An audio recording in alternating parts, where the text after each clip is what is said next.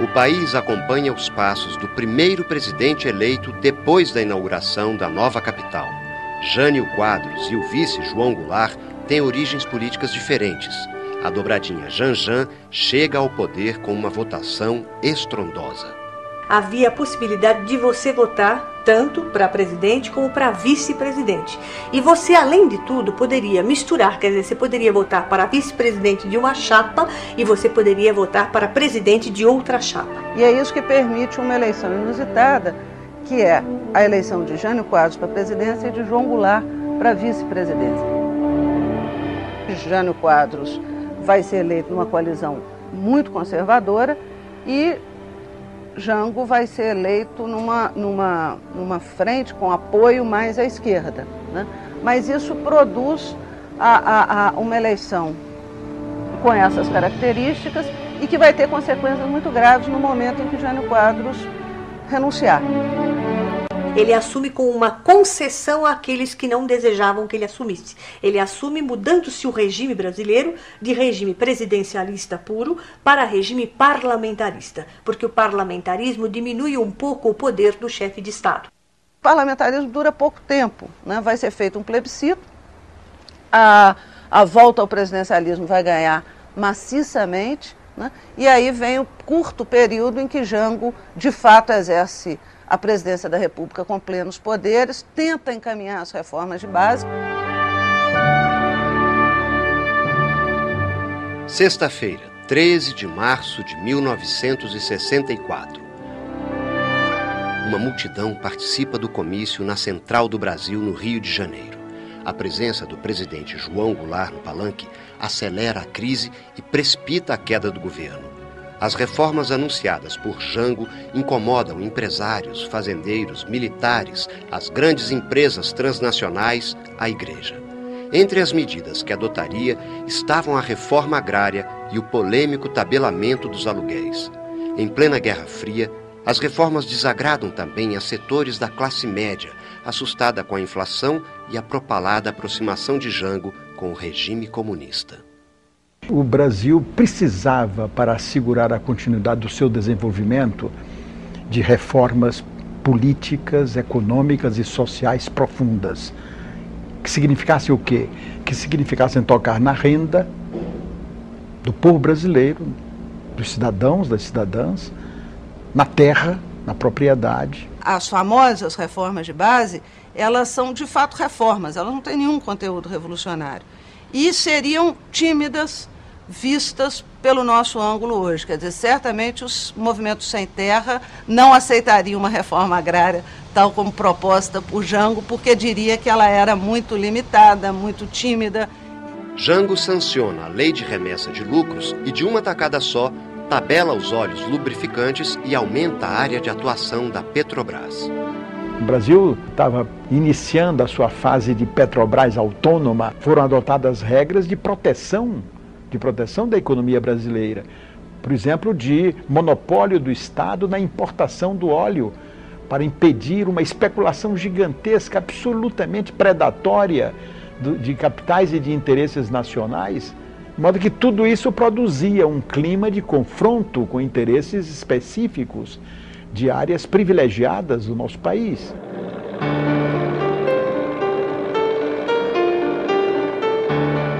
No dia 31 de março de 64, tropas do Exército partem de Minas e sobem a Serra da Mantiqueira em direção ao Rio de Janeiro, onde se encontrava o presidente João Goulart. Estava deflagrado o golpe que mergulhou o país em 21 anos de ditadura. Uma tropa ligada ao Lacerda tentava prendê-lo. Ele consegue escapar do Rio, vai para Brasília, vai diretamente para onde ele morava, que era a Granja do Torto. E lá chama uma meia dúzia de companheiros mais próximos, né? Eu tenho a honra de dizer que eu estava incluído. E aí se discute qual era o quadro. Nessa hora há um telefonema do general Ladário, do Rio Grande do Sul. Esse presidente venha para o Rio Grande, porque não dá para esperar muito. Ele entrou no avião da Varig. A ideia era de constituir o governo em Porto Alegre. Eu falei para o Jango, olha, este avião da Varig não vai sair. Vimos que havia risco do presidente ser preso ali, já que era estranho que o avião não decolava. Disse para o Jango, olha, nós temos já um árvore do lado, se você quiser ir para o Rio Grande, vamos para esse avião. Nessa hora o Jango já vinha descendo com seus ministros e até que, enfim, tinha chegado à conclusão de que tinha que mudar de avião. Passou por nós, despediu-se e disse, aguentem 48 horas, eu logo estou de volta.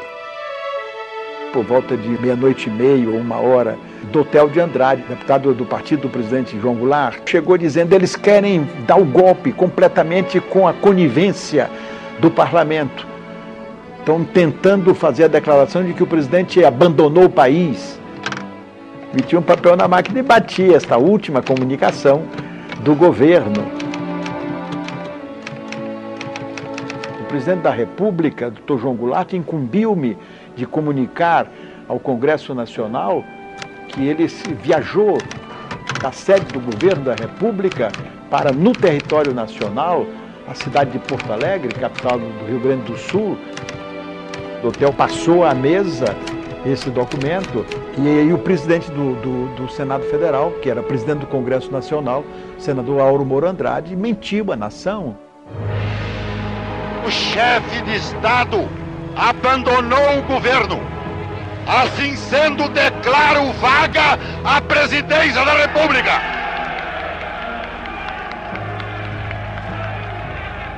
E nos termos do artigo 79 da Constituição, declaro presidente da República o presidente da Câmara dos Deputados, Ranieri Basílio.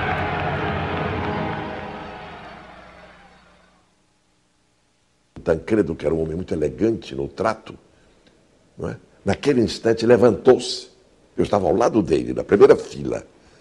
Levantou-se e gritou para o Moro Andrade, canalha, canalha! E o deputado daqui de São Paulo, o deputado Roger Ferreira, do Partido Socialista, que era um homem jovem ainda, forte, atlético, abre caminho e chega ao Moro Andrade e dá-lhe várias cusparadas. Não é? Eu costumo dizer que foram cusparadas cívicas.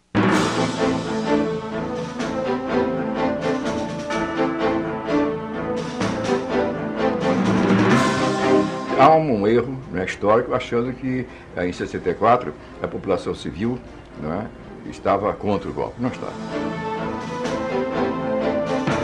Havia um grupo de igreja mais conservador que era pela queda do Jango, que era pelas passeatas de pátria, família e propriedade. A aliança civil e militar em Minas deflagra o golpe, mas o movimento ainda não tem o apoio de outros governadores e nem o consenso entre os militares. O golpe ele vai ser precipitado por Minas Gerais, por um general absolutamente irrelevante, que é o general Mourão Filho. E o coração mesmo, o cérebro militar, é um grupo que está no Rio de Janeiro, onde está o general Castelo Branco, onde está o general Golbery do Couto Silva, onde está o general Geisel, que é o que a gente poderia chamar do setor mais alinhado com os empresários e do setor que tem uma proposta de um projeto de modernização conservadora para o país. Começando a acompanhar o que sucedia no país, nós ainda esperávamos uma reação no Rio Grande do Sul. Estava um clima de golpe, mas eu não pensei que fosse naquela hora, não. Eu então liguei para o general Justino com quem eu tinha um bom relacionamento pessoal. E perguntei a ele o que é que havia, 1h da manhã. Ele disse, não, está havendo um movimento revolucionário, as tropas do general Mourão estão caminhando para o Rio de Janeiro, mas eu, comandante do 4º Exército, estou firme com a legalidade, defendendo o governo do presidente João Goulart. No outro dia de manhã, 8h da manhã, eu fui para o Palácio do Governo. Quando cheguei lá, minutos depois, saiu a notícia no rádio da adesão do general Justino. Tudo aquilo que se pensava sobre a resistência do tal esquema militar do Jango veio abaixo, nacionalmente. Mas a preocupação era de como resistir. Então eu ainda fui à Câmara e pronunciei, levei escrito um discurso, pronunciei num pinga-fogo um discurso, denunciando o golpe, né? Mas aí já havia ordem de prisão contra mim. Queriam 2 cabeças imediatas em Brasília, a minha e a do deputado Francisco Julião, que era o homem das ligas camponesas. O Congresso continua funcionando, mas no dia 9 de abril, o comando das forças revolucionárias assume a direção política do país, baixa o ato institucional número 1 e abre o caminho para a cassação de mandatos parlamentares e suspensão de direitos políticos. A primeira lista de cassados tem 100 nomes, entre eles o de 40 deputados federais. Já não podia mais ir ao meu apartamento já tinha sido invadido. Eu entrei na Embaixada da Iugoslávia, que era a única que podia nos receber em Brasília. As embaixadas ainda estavam todas no Rio de Janeiro. Em Brasília nós tínhamos só a Embaixada da França, a Embaixada dos Estados Unidos e a Embaixada da Iugoslávia, que tinha recém sido inaugurada com a visita do presidente do Marechal Tito. Mas era ainda absolutamente vazia, não tinha uma cadeira. Éramos os 2 meses da embaixada. Precisamos lembrar que aquilo era o tempo do auge da Guerra Fria. A Guerra Fria, ela dissemina uma imagem do comunismo e cria uma histeria anticomunista muito forte. O golpe, ele é tramado nacionalmente, digamos assim. São militares, são empresários que estão articulando com o apoio norte-americano. Havia uma operação de navios que estavam já na costa do Espírito Santo, com marinhos, com equipamento, com munição, com combustíveis, para intervir. É a Operação Brother Sun, que é uma operação de guerra, com um deslocamento de parte da Marinha Americana para o Brasil. Como o João Goulart caiu sem dar um tiro, não foi necessária a intervenção militar americana.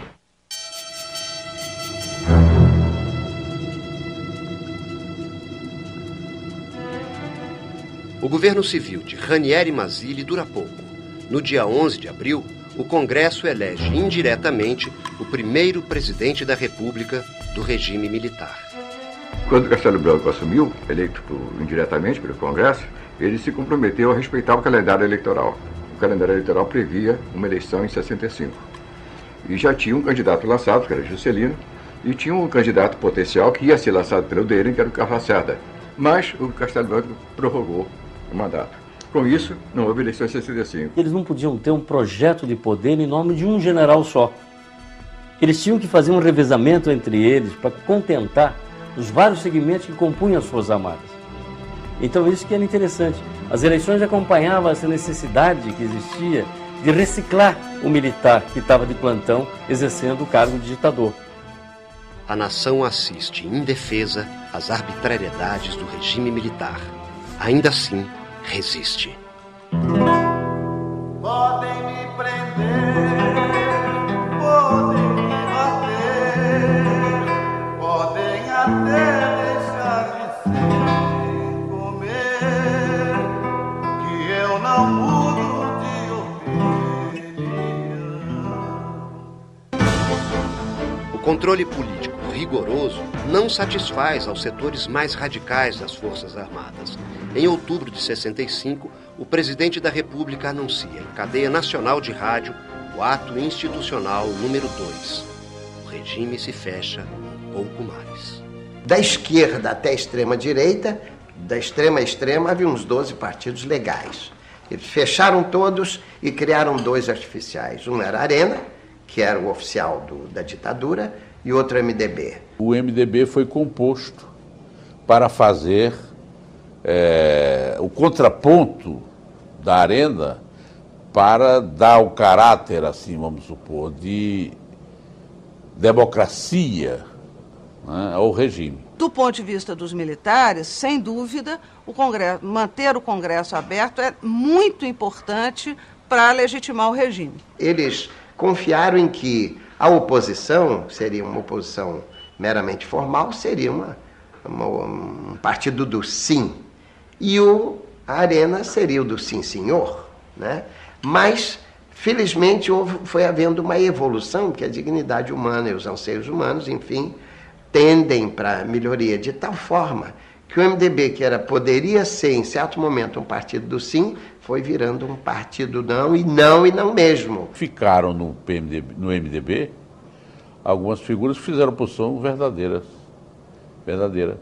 Tanto é que foram caçados logo depois. Outubro de 66. Eleições em todo o país para o Senado, Câmara dos Deputados e Assembleias Estaduais. O governo não gosta do resultado e caça o mandato de 6 deputados do MDB. Num gesto simbólico, os caçados se asilam nas dependências da Câmara. A reação do regime é imediata.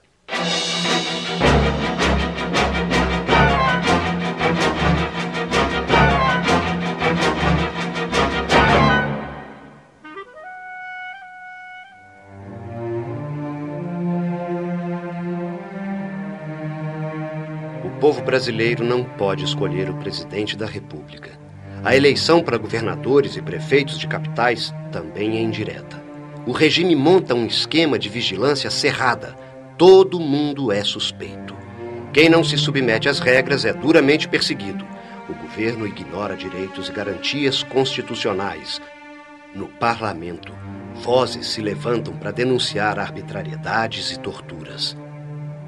O Congresso é fechado de novo. Dessa vez por quase um ano. Os militares, em meados de 68, já haviam decidido dar o golpe e acabar com todas as garantias constitucionais e democráticas que ainda existiam no país. E estavam procurando um pretexto. E eu fiz um discurso fazendo um apelo que as mulheres dos militares que estavam violentando a jovem população brasileira se recusassem a eles até que eles restaurassem a democracia. E também dizendo que o Exército Nacional se havia transformado num valha-couto de torturadores. Eles argumentaram que era um discurso ofensivo às Forças Armadas e pediram ao Congresso Nacional, os 3 ministros militares, que me dessem licença para que me processassem pela justiça militar. Ou seja, cassassem meu mandato e me prendessem.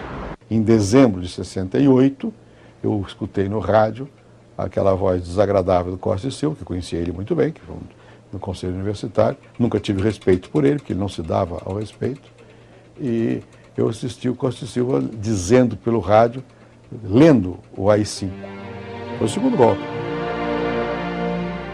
O executivo era o centro da ditadura. E como ele era todo poderoso, era uma forma ditatorial, ele violava os outros poderes. O primeiro ato institucional é o de 9 de abril, que seria o único ato, mas em vez de ser o único, depois foram editando outros atos, em cerca de 2 dezenas de atos, sendo que o mais terrível deles foi o AI-5, né? Antes que esses novos atos, as novas cartas outorgadas, que houve 2, a de 67 e a de 69, e os atos complementares, que foram centenas de atos complementares, houve até decretos que eram chamados decretos secretos. Como é que você pode cumprir uma coisa que é secreta? Mesmo dentro do MDB, a grande maioria era uma oposição silenciosa, que se confundia muito com a Arena.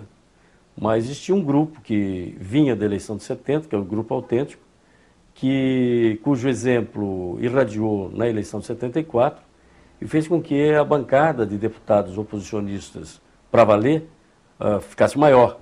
Não tinha mais nenhum grupo no Brasil que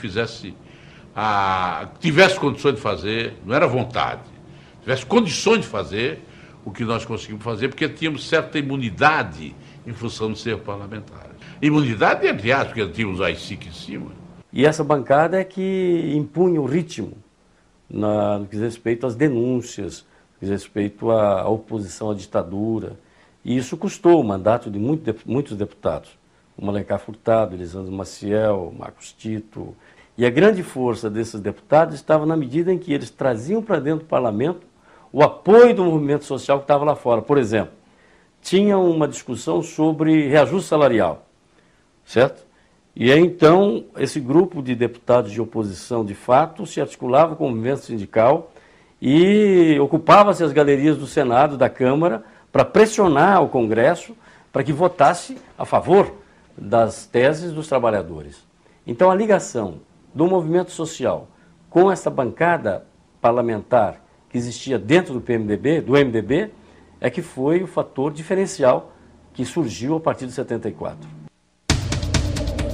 O endurecimento do regime atinge a todas as camadas da população que tem no Congresso o único canal de denúncia de prisões, torturas e outras medidas de exceção. Eu morava nessa época no Morumbi. Eu tomei o automóvel, era um Volkswagen, pequenininho, azul, para ir para a faculdade, que já era aqui na cidade universitária. E no rádio eu ouvi que eu tinha sido aposentado compulsoriamente. A imprensa tinha censura e não divulgava na íntegra tudo aquilo que acontecia. E a tribuna passou a ser um instrumento a ser utilizado pelas forças de oposição. Um companheiro nosso ligou de São Paulo, de um telefone público, e denunciou a prisão de Fernando Santa Cruz. E eu fui à tribuna e denunciei a prisão de Fernando Santa Cruz. Né? E todo mundo, a família, ficou sabendo que ele tinha desaparecido. Embora ele tenha sido morto depois, assassinado na prisão, mas ficou público essa questão. No final de 73, um exemplo de coragem do Congresso brasileiro surpreende o regime. O Grupo Autêntico do MDB lança a anticandidatura à presidência da República. O movimento varre o país de ponta a ponta. No momento em que Geisel está sendo escolhido presidente da República, Ulisses Guimarães sai pelo Brasil, né, como anticandidato à presidência da República. Né? Isso é inimaginável no regime de um Pinochet ou no caso dos militares na Argentina. Né? E isso tem um efeito importante. Mesmo apenas consentida, a oposição ganha o apoio da população e avança alguns passos na resistência ao regime.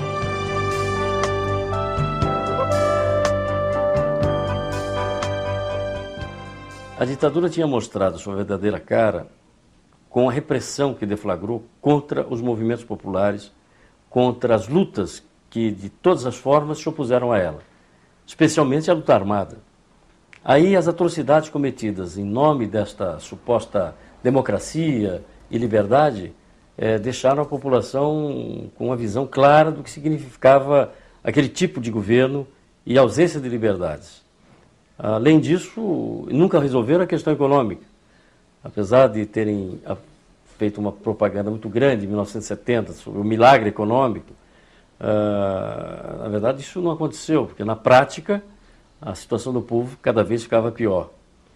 De maneira que acho que a 74 foi o desaguadouro de toda essa oposição que estava reprimida e que queria se manifestar. De 22 estados brasileiros naquela época, nós ganhamos em 16 estados brasileiros a eleição do senador. O governo teme que os bons resultados do MDB em 74 se repitam na eleição seguinte. O presidente Geisel não consegue a maioria de 2/3 no Congresso para aprovar alterações à Constituição. A resposta é o pacote de abril. O Congresso é fechado de novo e surge mais um símbolo do retrocesso político, o senador biônico. Os partidos indicavam e o colégio eleitoral que havia nos estados que escolhia o governador escolhia também o senador biônico.